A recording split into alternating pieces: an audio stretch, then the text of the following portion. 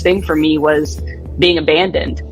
And so my big moments of pain are losing people in my life. It was a little after 4 p.m. when the call came out for the active shooter at the municipal center. I had to go in for myself because of who I was, to go inside that building, to go and protect other people, to go in to have my brother's back. I have this light or this fire and this flame that I can come bring to other people that are experiencing their darkness and unable to get out of that. Things are unfolding for me in ways that I could not have planned for them to unfold, but it all feels right where I'm supposed to be. Welcome to Responder Resilience, along with my co-host, Bonnie Rumley, LCSW, EMTB. I'm David Dashinger. In this episode, we'll be speaking with former SWAT operator Laura G. Hanson about overcoming suffering by shifting the perspective on pain, Laura's active shooter incident in 2019, and her memoir, Why I Went In. We invite you to like and subscribe to our YouTube channel, Responder Resilience. We're on Facebook, Responder Wellness Inc., and Responder TV, pbsradio.com, all the podcast platforms, and our website is respondertv.com, past episodes and guest information. We'll be right back to speak with Laura after this. In this family, more of us die by our own hands than by the hazards of the job. In this family, up to a quarter of 911 dispatchers have symptoms of PTSD. In this family, our mental health and wellness are in crisis, while responders are quietly suffering. In this family, many struggle with job-related stress, burnout, trauma, sleep disruption, substance abuse, and marriage problems. In this family, we can help the helpers with vital information and resources, resilient strategies, and success stories of overcoming the obstacles. In this family, no one is alone. Welcome to Responder Resilience with co-hosts retired Lieutenant David Dashinger, Dr. Stacy Raymond, and Bonnie Rumley, LCSW EMTB.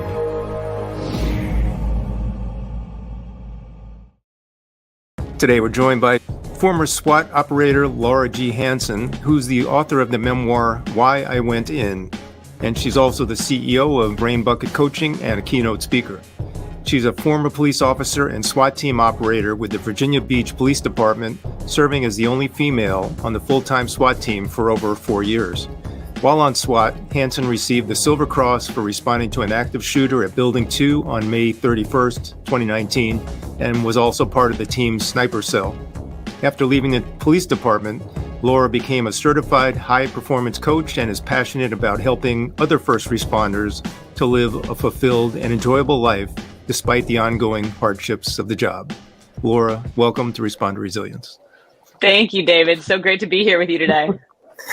It's great to have you, Laura. And before David gets into one of the first questions we wanted to ask, I just want to highlight the amount of work that you're doing. You're such a champion for this topic, which definitely aligns with our mission.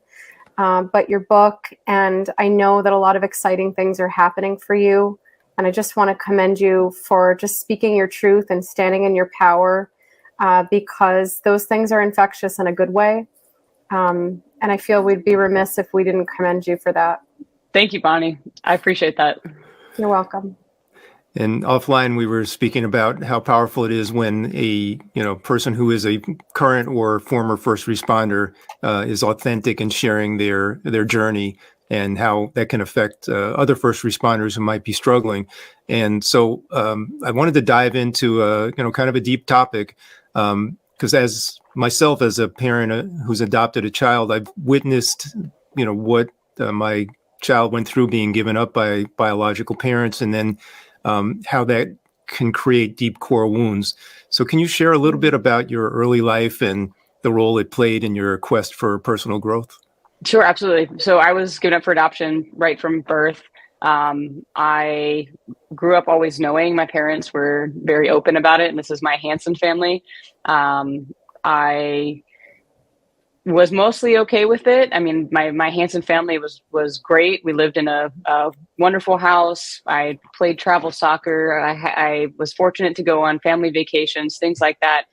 But it seemed like whenever I hit those low points, it just opened the door for going even deeper and even lower. And it became more of a Okay, why am I even here in the first place? Why am I with this family? Why am I not with my biological family? And it's, for a child, you got to remember, I'm not thinking about this rationally. I'm thinking about this from a point of feeling and pain, because that's the mindset the kids are in. So everything just felt like I didn't belong, and I didn't have some type of connection with anybody that would make me feel like I was safe in my person. So it led to me feeling very detached, and it would come and go. So it wasn't an always Monday through Sunday type of feeling, but when it came, I just felt some of the lowest feelings that I've ever felt. And not only that, I was feeling these things before I was even 10 years old, just questioning my overall existence and the purpose of my life. Well, I can chime in also as someone who had a similar situation, and there's a feeling underneath it all of like being unwanted, or why didn't anybody want me, right? Exactly. And I feel like that surfaces at different times of your life, depending on what developmental stage you're in as well.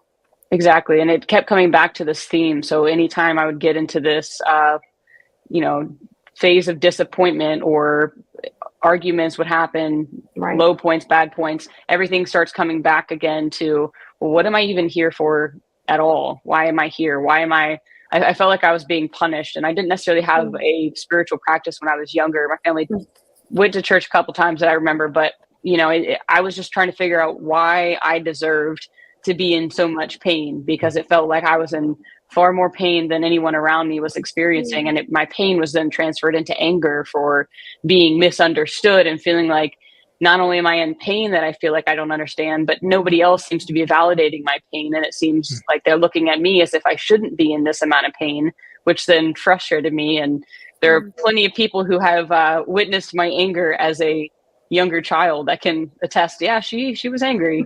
It was all coming from this point of pain. But it's such an interesting conversation around the difference between suffering and pain, because we talk about suffering and we talk about pain, but can you talk a little more about what each one of those is and how they're different? So for me, they were one and the same for the longest time, until I'm going through this personal discovery that I went through at the end of being 31. At the time, suffering to me, when I was growing up and younger, suffering was like I'm being punished for being alive.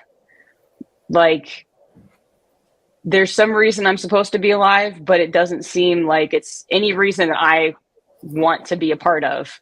That I'm just here to live and take in pain, be the recipient of pain, and it's going to keep coming back in my life. So even if I'm happy again after feeling some painful experience, it's just going to lead me to another painful experience. And so when I think of suffering, I think of eternity, not temporariness, whereas pain I now can grasp as just a temporary moment or experience or time period in our lives, and that pain will in fact return. But my mindset around it is that it has to happen, and not that it's being done to me. I'm not necessarily a victim to pain, because I see that all of us go through pain in our lives. And what I'm saying isn't anything new, but it's however we're perceiving it. And again, I was perceiving it like I'm going to experience pain. I might be happy again, but then I'm going to go back there. So it gets to the point of, well, what's the point? What's the point of getting happy again if I'm just going to be in pain? Why don't I just stay where I'm at? And why even try? Why do anything to improve my life if it's just going to be all taken away from me again? Because going back to adoption, the biggest thing for me was being abandoned. And so my big moments of pain are losing people in my life. So from my biological family to, relationships that I started having, and then being shown over and over again, hey, you're unworthy of love. You're unworthy of pain, or no, you're worthy of pain. And then kind of tying those two together into just feeling like, this is it. I'm stuck here. I'm just meant to suffer. And I keep getting shown the same thing over and over again. And that's being abandoned. Do you think that going through those feelings led you to law enforcement so you could help others and have that feeling of helping the world because you weren't able to be helped in some way? And then in turn, being a police officer brought back the pain. So I'm wondering how you sort of connect all those dots of what I just said. It's interesting because in retrospect, I would say absolutely yes. But at the time, there was no intention of entering law enforcement specifically for that reason. But This is where, my spiritual practice comes into play, saying, okay, God led me down this route in order to be able to really help others in a way that would end up helping myself see my own difficulty and struggling. So I think everything I went through as a child allowed me to connect and be more compassionate for people that I would encounter as an officer. It just wasn't intentional for me to say, okay, I experienced all this pain. In fact, I did a ride along before the academy started, and I show up and an officer showed me around the precinct, and sort of disgruntled other officer shows up and he says, "Why do you want to be a cop?" It's like, "Did you get picked on a lot as a kid?" I didn't even know what to say at the time. I didn't have the confidence I do now. It's just kind of like, what in the heck? How am I supposed to even answer that? I don't know. I'm just here. But it kind of makes sense now that, I look back at it, not so much as, being picked on as a kid, but seeing, I went through a lot, and now I'm going to help other people through what I've been through. Right. When you retire, you're just another employee that's gone. In 10 years, you'll be, oh yeah, that's good old what's his name. And sometimes I think for a lot of us, it's scary to retire when you've been raised by an organization for almost 3 decades. There's a running joke that says that as you retire, you're forgotten about before you even leave the parking lot. It wasn't that I was losing the passion for the job. I decided I want to go ahead and transition and start traveling and talking to groups of people. I lost who I was. I didn't have any plans for the future. I sunk. And we're always saving for a rainy day. And what ends up happening is you die and you never receive the benefit of you working so hard for so long. It's as if you've lost a loved one. For me, there's a sadness there. They really do become your second family. I was a firefighter. That was always what I wanted to do. Sometimes life throws you a curveball and you find yourself without an identity. I would pass police cars and it was like somebody punched me in the stomach. Like I got sick because I missed it so bad. When you say I'm a retired firefighter, people, they notice. And they're like, wow, man, that's incredible. And it provides an avenue for you to be impactful.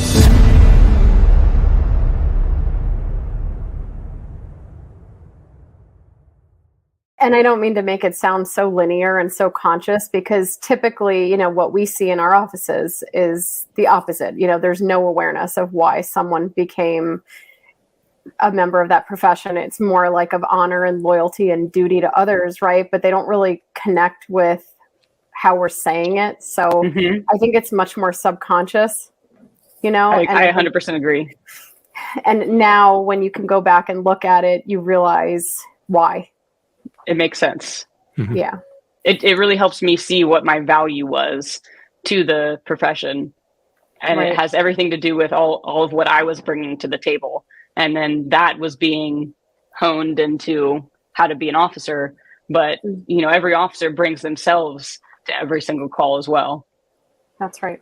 Sure. And just to kind of wrap up the discussion about pain, like what strategies do you have for facing pain, and is suffering a choice? Like, is that something we can just sort of decide that we're not going to do?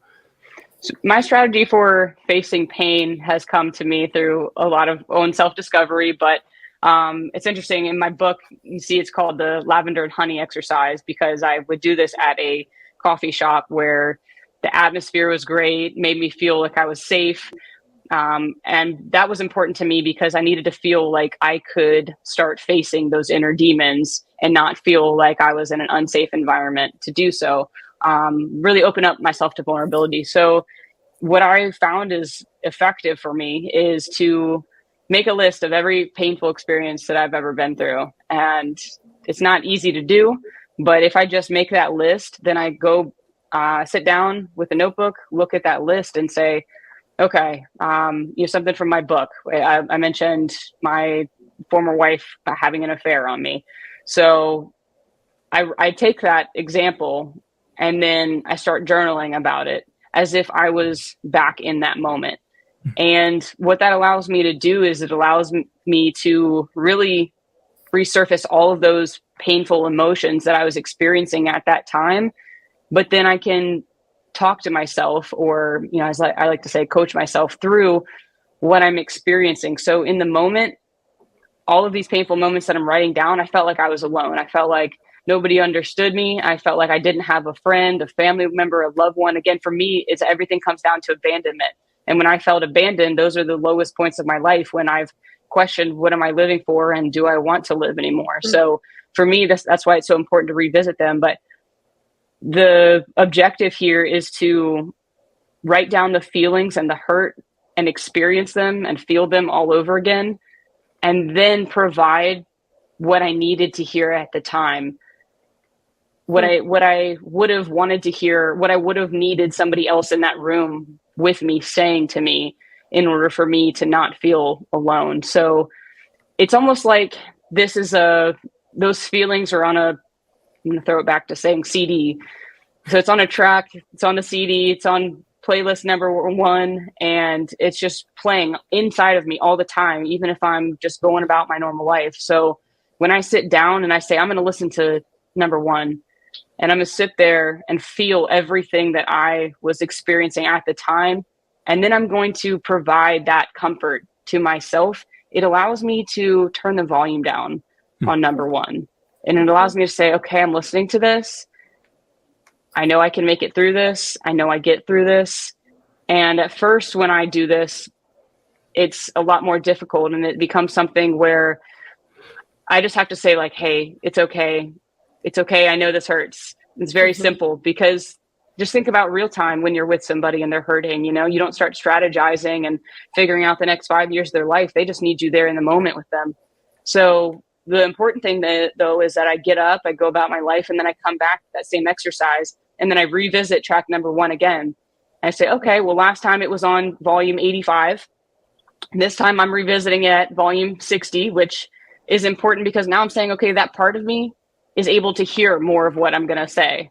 So now it becomes, I know you're upset, and I know that you want to get into this huge fight with her when she comes back, but don't do that. Okay. There's things that are happening for you in your future, you know, essentially talking through it to myself and giving the guidance that I need. But all of this is being like that friend or that loved one to my inner self. And as I start to say, like, you're right. Okay. Maybe this isn't the end of my life. Maybe this isn't the end for me. But the important thing is, the lower I turn that volume in this one particular hurtful experience, then the better I heal as my present day self, because I'm no longer being troubled by those same thoughts. Because if track number 1 is still playing, whether I'm conscious of it or not, I'm still questioning, is this the end of my life? Should I keep going? And then I'm just going to start looking for evidence from the world that's going to confirm, yeah, this is the end, and don't do that. So then the next time I experience something, if I haven't dealt with track number 1, and now track number 2 is saying the same thing. I told you, track number 1, that you shouldn't live anymore, that there's nothing here. This is it. We've already finished. Now track number 2, it's telling you the same exact thing. And now everything's piling on top of each other until you get to track 10, everything's on volume 85. And that's when I don't want to find out whether or not I'm going to end up killing myself, you know? So for me, I have to deal with this stuff so that we're not building one painful experience on top of the other, because that's where I was at by the time I got to that point in my life where my second wife is having the affair on me. And I'm looking back at all of the prior abandonment that I had in my life from day 1. And now here I am in my second marriage. And guess what? It's happening to me yet again. Somebody's leaving me. Somebody's telling me I'm unworthy of love. I've got 31 years of proof that I'm unworthy of love, and I haven't been dealing with it. And my brain is now looking for reasons why I don't want to deal with this anymore. And the only way to not deal with this anymore is to end my own life. Well, I'm amazed at what you're describing, because it's something I do in my office all the time with first responders when we're doing EMDR. It's called internal family systems, inner parts work. And what you're basically describing is what we guide people through in EMDR. And sometimes we have the present self go back to the child self or the teenage self or the 20-year-old self and give them what they needed. And I'm amazed that you've figured out how to do that on your own, and that really what you're doing is so reparative of the trauma. And every time you revisit it, you're desensitizing the trauma as well. And I wish that people hearing this could really do what you're suggesting, because I think there's so much more healing that people can do with themselves. And it doesn't necessarily mean that we have to do 100%, right? If someone could start doing that work like you did, it would put you further ahead. You know, it builds resilience. Come on.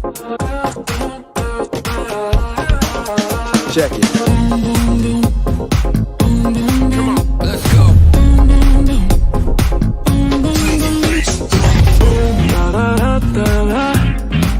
My heart went boom.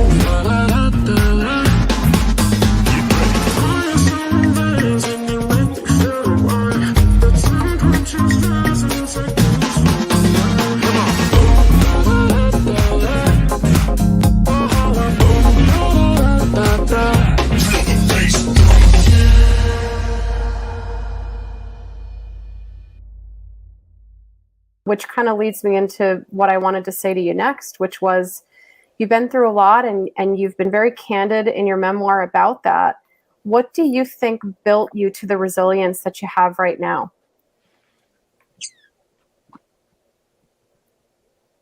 I have to say, without knowing again, but now I would say it was God playing a role in my life. I say that after really forming and creating a relationship with God when I was 31 years old. But I look back to the first time I started really questioning, why am I alive? And looking at just how thoughts of suicide were running through my brain at a very young age. But it never made sense for me to kill myself, because it was like, you know, I had wanted I mentioned this in my book, I had wanted myself to take the place of another kid so that another kid wouldn't be suffering and let me suffer instead, because I'm already here, you know, don't take their life, take my life. And then I started realizing, well, God's not really listening to me, you know, I'm asking for something and I'm still here, I'm still alive, going through life. So it was like things started clicking with me that, okay, I might not know what I'm here for, but it seems like there is a reason. And so it hasn't always been a very, you know, powerful crusade to go and discover it. Sometimes it was just, let's just go and then find out what the next thing is for me. But ultimately, it's been something that I haven't been able to see. It's almost like somebody's been there with me, just saying, keep going and pushing me when I slow down. So at times that's turned into, I find something, like when I found the police department, that really gave me a lot of energy, gave me a sense of purpose that I felt good with. It you know, led me through SWAT. But whenever I think about resilience in the form of my conscious awareness of it, I was just channeling past pain in order to say, I've been through worse before. You know, this SWAT school is going to be terrible. It's going to hurt, but physical pain to me is nothing compared to the internal pain that I felt. So it might feel like my whole body's falling apart, but it doesn't matter because of what I've been through. So my entire life, on that context, I was able to be successful and resilient through so many things because, again, physical pain to me is nothing compared to emotional or mental pain. But when I look at this overall context of just keep going, and I get down to that point of my second wife leaving me, I'm like, what did keep me going? What was my resilience? And to me, there's just no other explanation than it was God saying, there's something for you here, keep going, and you'll see. Right. Well, so powerful. And just, you know, all the willingness to go back and experience that pain in order to kind of defuse the charge of it and lower the volume on it is, it just shows courage beyond belief. So very, very inspired by what you're saying, Laura. And I'd really love for you to talk a little more about the active shooter incident, the SWAT team, and your book, which is called Why I Went In, because it talks about choice. And I think choice is so important for people to hear about, that we do have choice, right? Every moment, every situation, we have a choice. So can you talk a little bit about all that? Sure. So the active shooter was in May of 2019, and it was Memorial Day weekend. So I was supposed to be down at a post at the oceanfront in Virginia Beach for Patriotic Festival.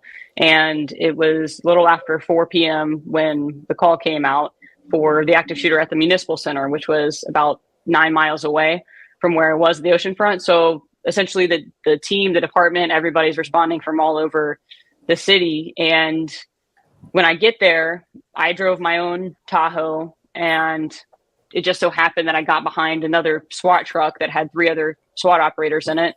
And so when we show up to this massive building, you know, we don't really have good intel on which door to go in or anything like that. So we hop out of our cars, get the necessary equipment out of the trunk. And by necessary, I mean, it's, if you didn't already think about what you're grabbing on the way there, then there was no time to make sure you had the best gear on. Like, you know, we have rifle grade plates, but I went in there wearing my normal outer vest carrier because I didn't want to take the extra time to throw it on there, you know, especially because we had heard an officer had just been shot right before that we got there. So I'm going up to this building, and I have those three other SWAT operators with me. And, you know, it was automatic training at that point. We're like thinking what side of the building we're going into, how we're moving up. And as we're moving up to one of the doors, I noticed in the parking lot that there's rows of employee vehicles parked, and there's officers that are taking a position behind the vehicle.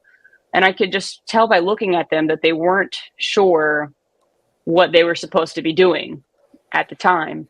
And I didn't stop to talk to them, but they looked like, we just don't know what to do here. So when we responded to the call, you know, all the information's out there, so I won't talk in depth about, you know, we got the guy in custody. He ended up dying on the way to the hospital because he was involved in a shootout with other officers right before we got there. However, I guess in the aftermath of the shooting, I never thought about, you know, what made me go in versus what made them go in. But I had that mental snapshot in my head of us moving towards there and then the other officers just staying outside, and it was sticking with me. And I ended up doing some EMDR after the fact about that, because I noticed, you know, in these traumatic events, it's usually those snapshots that are the things that stay with us and bother us. And for me, it wasn't just that. There were plenty of other victims inside that I also took those snapshots of. However, fast forward 2 years when I'm out hiking and my wife had just had an affair, and I'm just thinking about my life and how I got here and what is happening. Like that would have been a good opportunity for God to take me. You know, it's not that I was involved in the gunfight, but again, like I responded to an active shooter. I'm still alive. I responded to all these other SWAT calls. I'm still alive. I responded to various, you know, calls as an officer, and I'm still alive. So what's going on, God? Why, what are we doing here? Why am I alive? And so I just started breaking down that active shooter a little bit more. And I'm like, you know what? Why did I go into this building in the first place? Because now I'm thinking in terms of a person, not as an officer, because I've turned in my badge and gun. And it just started dawning on me that, okay, that's what I was supposed to do. SWAT's supposed to go into active shooters. But it felt more like there was more than that. You know, when you answer a question and you feel that wasn't it. So I start looking, and I start looking at the 3 guys who I went in with. And I'm thinking, well, there's no way that I was going to let them go into that building by themselves and just stay outside. Like those men were my brothers. I love them. I love their families. I wasn't going to do that. So that's number 2. But then I'm still feeling like something's still not sitting with me. And then what I realized was I had to go in for myself because of who I was that day. I had to honor the woman that I was, and I had to choose me. And that's what Laura would have done, to go inside that building, to go and protect other people, to go in to have my brother's back, to do exactly what I said that I was going to do to honor my word as a SWAT operator. So much so that the job's telling me I should do this, but me saying I committed to doing this and that's what I'm going to do. So, when I look at the other officers who didn't go in, I start trying to understand why, just from my own perspective, because we see that across the entire country. I guarantee in every active shooter situation, there's officers that don't go inside. And, it's quick to label them as cowards, and it's quick to say what everyone else would have done. But when I look at that individual and what they're capable of, if they haven't truly wrapped their mind around going into an active shooter, then I can understand why your survival mind really kicks in and says, wait a second, we're going to go do what? You're not prepared for this. You don't know what you're going to do. You have so much life ahead of you. And it just freezes them to the point of, I actually don't know what to do. What am I going to do when I get in there? And it's like, without the repetition of training that I know that I had as a SWAT officer, and without the mindset of saying, I've committed to this ahead of time, then we don't always know how we're going to act when the day comes. And if we don't know how we're going to act, our body's going to tell us how we're going to act, because all our body cares about is survival. Our body doesn't care about our pride. Our body doesn't care about our source of income. Our body is telling us, okay, whatever, we're going to be rejected. So what? We'll go get another job somewhere else. People aren't going to even know that we were involved in this. And they'll start talking us into doing something, whatever that is, to keep us alive. So I don't know. I guess I take it way deeper than being able to just throw a label on somebody and saying like, well, you didn't do your job. Okay. How many people don't do their job on a given day? Right. So I just think there's so many more layers there to why somebody isn't going in to an active shooter. Now, can we fix that? Perhaps through training, through more repetitions of training, or perhaps through focusing on the mindset that's going to be needed to go into these calls. But in Virginia Beach, it was just so unique because the active shooter happened about 400 yards away from our detective bureau. And, for those in law enforcement that aren't just watching cops on TV, we know detectives are not the first ones on scene. They're not the ones going in the search warrant first on the door. They're the ones getting there when the scene is safe. So on a given day, they're not thinking that their life is in jeopardy. They're not having to be in that same survival mindset and fighting through that to make those uncomfortable decisions and putting themselves in harm's way day after day after day. If their strict role on their job is to investigate crimes, it's just a different mindset. And so I have to personally take all those factors into consideration when I think of what allowed me to go in versus why other people didn't go in. I unloaded 32 years of emotion. This job isn't a joke, and it can hurt you. How does yoga or meditation help with that? Coming to terms with who you are. Nobody calls us because they're having a good day. It's really the suicide that becomes a huge issue. People are more trustworthy with the dog. Sleep deprivation helps them either be better or worse. Completely secretive when we started this. So it's pretty much taboo. Take care of the people next to you. First responders really being open about what they're struggling with. If we know that, let's raise awareness. Brings you together to talk about it, and it tells you you're not alone.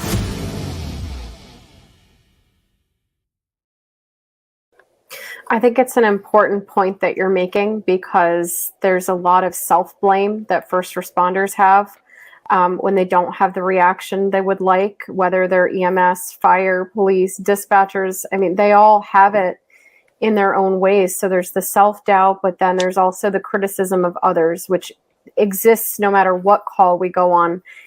Even I'm sure, David, when you go to rescue a fluffy kitten from a tree, there's still someone saying like, why didn't you go up this branch instead of the other? Yeah. And certainly as an EMS provider, I definitely had moments in my career where there's a moment that you are making a conscious decision to walk into total unknown and sometimes total danger. And people do react differently in those moments. And I think that shining a light on it and normalizing it and validating it is good and healthy for us to do, because the tendency is to always be critical, mean, angry, blaming, and that's not fair. Right. And important to notice that that's coming externally, but even worse, coming internally when we're putting that anger, blame, shame, all of that onto ourselves because of what we didn't do, which I think is a huge point in having grace for ourselves and having forgiveness for ourselves. Because I mentioned that lavender and honey exercise for painful things that I've experienced. I do the same thing with having to forgive myself for all the actions I've done in my life when I'm like, I don't think that was the best thing for me to do. And I have to show that same grace and forgiveness for myself and realize I can't keep beating myself up for this my entire life, or I'm not going to view myself as worthy. Sure. Yeah. Well, thank you so much for unpacking all that. And, it is a double whammy, the ways that we can kind of beat ourselves up on top of the external, criticism or second guessing. And, but really what you're talking about is a career defining or even life defining moment. And so much, I guess you've done a lot of self-exploration on that. And I think it's just incredible to have you share that with us. So thank you. Absolutely. I'd like to move into a little different topic, and let's talk about female first responders. And obviously, you've set the bar high and been a pioneer, at least in that department in Virginia Beach, as a female SWAT operator. So, what message do you have for female first responders? So this is a little fresh for me. I've spent a lot of time with the other that other element of pain and suffering. Okay, so. In the intro, you mentioned that I'm into high performance coaching, and I also get coached myself. And recently I had a coaching session where I was trying to identify what was holding me back and preventing me from really exceeding into this next level of myself. And what it came down to was I have this belief that I am less than because I'm a woman. And I wasn't even recognizing this ahead of time until I realized that things that I've felt and heard over the years have led me to think that women really are less capable than men. And I bought into it. Even in the law enforcement profession, there was like a separation, like, okay, women might be like this, but you're not women, you're Laura.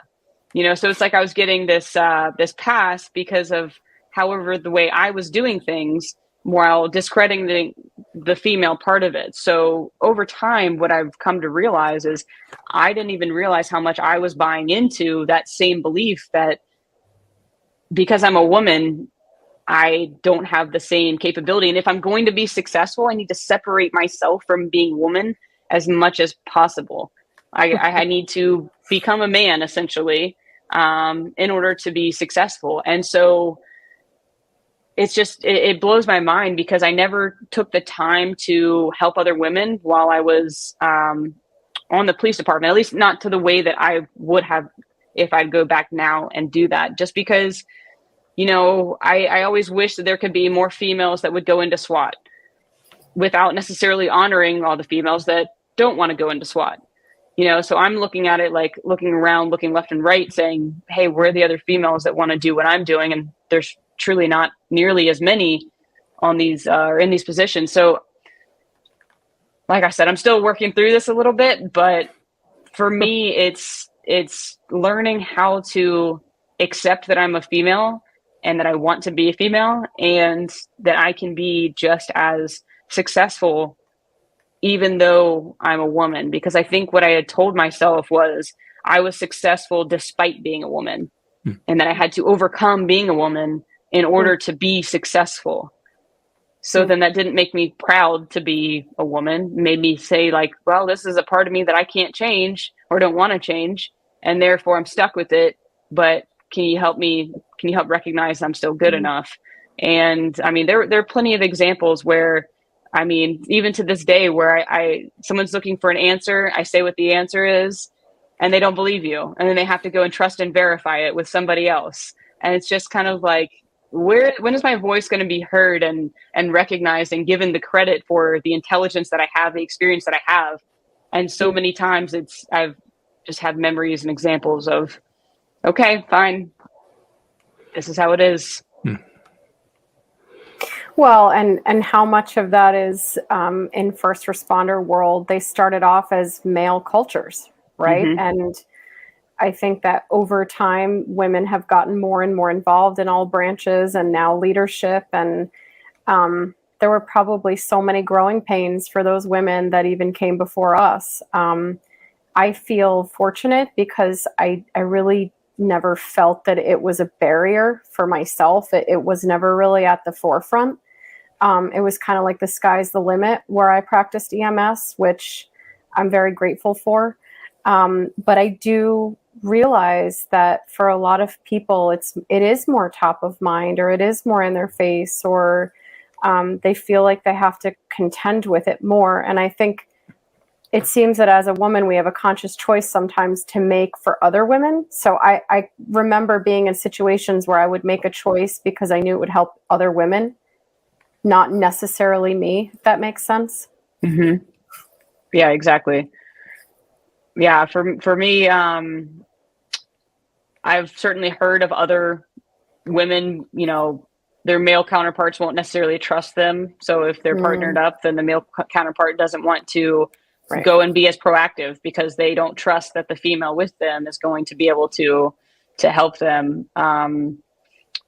For me personally, part of my uphill battle was that I was the second female on the SWAT team, and the first female who I didn't know, but before my time, was involved with a lawsuit for the team for different harassment and discrimination while she was on the team. And, you know, I'm not here to speculate on that because I don't like talking about anything I wasn't personally involved in. So aside that, though, when I first went over to the team and I would walk through a precinct, they would say, how are they treating you over there? Are they treating you okay? Are they treating you fairly? So it's like I didn't even have a chance over there without people already assuming that I would be treated differently because I was a female, or just thinking that I had some uphill battle already because I was a female and it's being projected onto me. So again, in my head, the thing that I wanted to do was separate myself from being female as much as possible. And I mean, I am a lesbian, so in a sense that may have helped me fit in with the guys a little bit more at times. But yeah, I tried to separate myself from being a female because I wanted to be with the team, and I didn't want anybody to view me as different, even though I'm 5'3", 120 pounds, and the only female on the team. Like, I stand out. But for me, again, everything was about belonging. Going all the way back to being adopted, everything's about belonging and not sticking out, not being different. And in this case, in the profession, not belonging has been being female.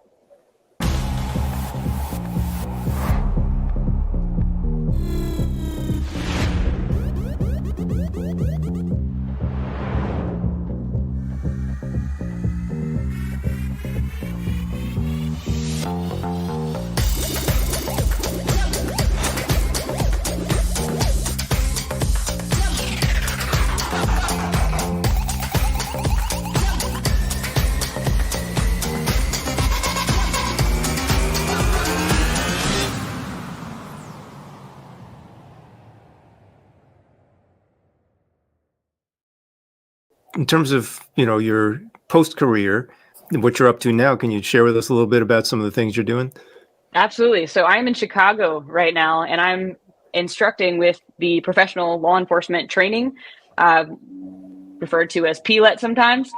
But yeah, we're up here in Chicago, Illinois, and instructing the Chicago Police Department. Right now, I'm part of the constitutional law course, which I'm absolutely loving, getting to know so many different officers. I mean, this department is huge compared to Virginia Beach. There's over 12,000 officers here. So it's a little eye-opening to see how things operate here versus where I worked in Virginia Beach. But yeah, being back into this law enforcement community has been so it's make me come alive in a way that I wasn't sure that I was missing ahead of time. Because when I left the police department from Virginia Beach, I wanted to just take the rearview mirror off and just go and just heal and not look back.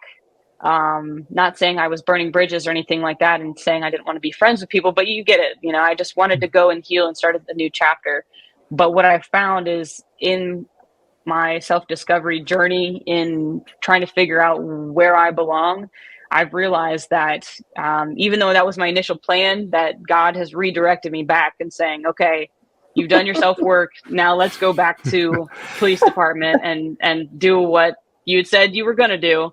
But now I get to do it from an outside perspective and reach so many more people than I would have. And this week, after meeting someone last week, a female officer brings me a copy of my book for me to sign for her. And I just thought that was amazing, because again, all those thoughts and ideas, my life was just in my head.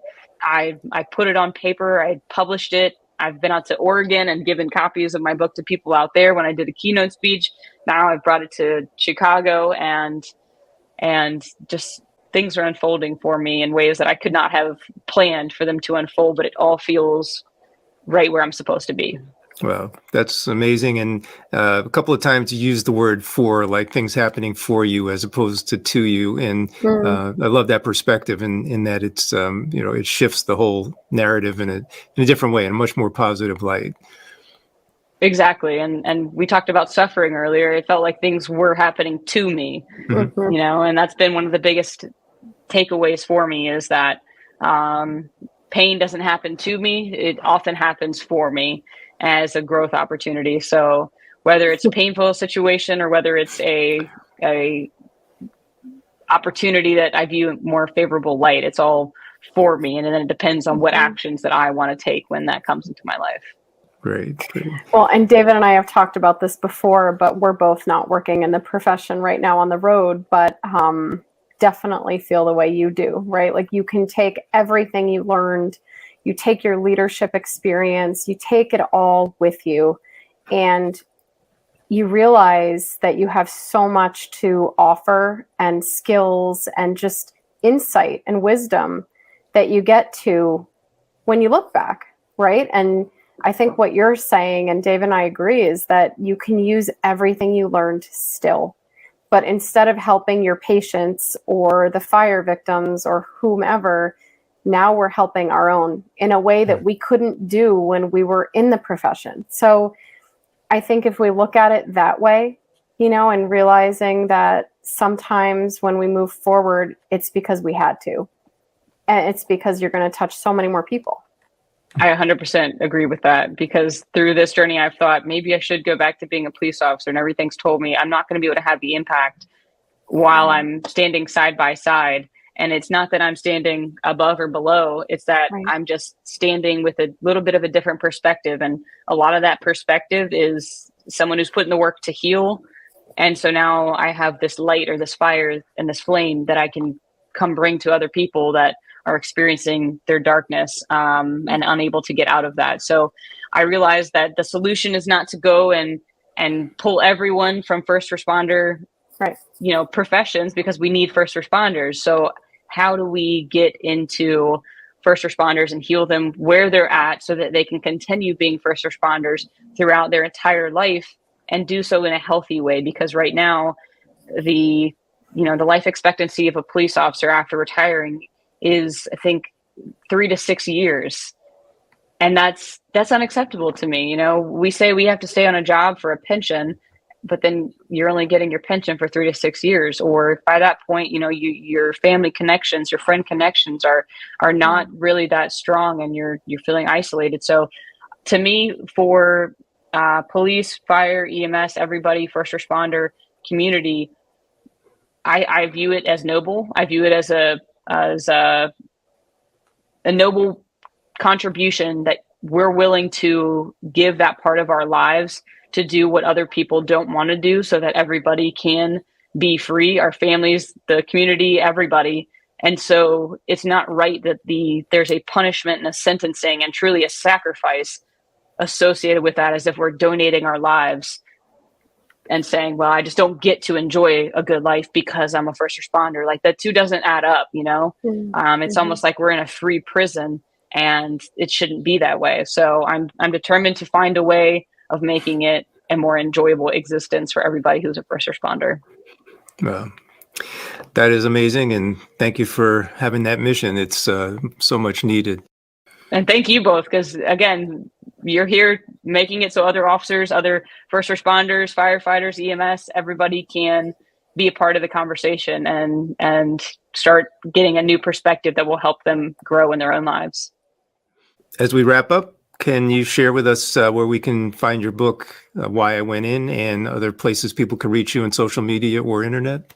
Absolutely. So my book is on Amazon. It's also, if you're more of a Barnes & Noble person, it's on there as well as Kindle and ebooks. If you have an iPad, that's your role, or that's your route you can take. But it's on Amazon, Why I Went In by Laura G. Hanson. And my social media platform, I'm constantly putting things on there, again, trying to help with mindset and perspective. So my Instagram is at Laura, LAURA _G Hanson, HANSON. Fantastic. From my perspective, you've made an amazing contribution here today just by sharing your story and being so honest and open that I'm sure is going to touch somebody out there who really needs to hear it. So thank you so much for being part of this conversation, Laura. Absolutely. I'm truly blessed to be here with both of you. Again, this is an opportunity that's come into my life for me, and you two have really helped me, really sparked all of this energy in me to go forth and continue this mission. So thank you. Well, we're grateful, and you have come for everyone here as well. So thank you. Thank you. Remember to go to our YouTube channel. It's Responder Resilience, and subscribe there. We're on Facebook, Responder Wellness Inc., Responder TV. We're also on bbsradio.com, Apple Podcasts, Spotify, and all the other platforms for podcasts. And our website is respondertv.com. Till the next time, stay safe, be kind to yourself, take care.